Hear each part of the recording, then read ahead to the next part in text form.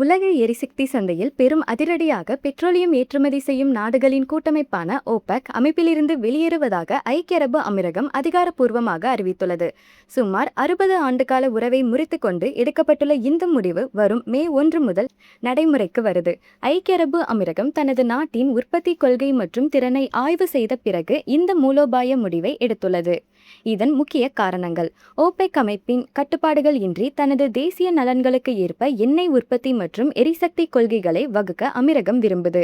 தேவைக்கு ஏற்ப உற்பத்தியை அதிகரிக்கவோ அல்லது குறைக்கவோ இனி அமீரகத்திற்கு முழு சுதந்திரம் கிடைக்கும்.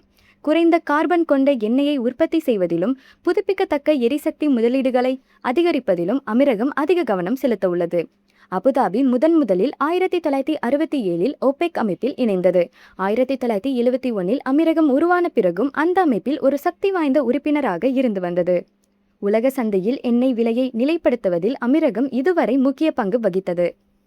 ஓபெக் அமைப்பிலிருந்து வெளியேறினாலும் உலகளாவிய எரிசக்தி சந்தையில் தொடர்ந்து ஒரு பொறுப்புள்ள நாடாக செயல்படுவோம் அப்படின்னு அமீரகம் சொல்லியிருக்காங்க. சர்வதேச பங்குதாரர்களுடன் தொடர்ந்து இணைந்து செயல்படும். எண்ணெய் மற்றும் எரிவாயு துறையில் மட்டுமல்லாமல் தூய்மையான எரிசக்தி துறையிலும் முதலீடுகளை தொடரும். சந்தை தேவைக்கு ஏற்ப தனது உற்பத்தியை படிப்படியாக சரி செய்து கொள்ளும்.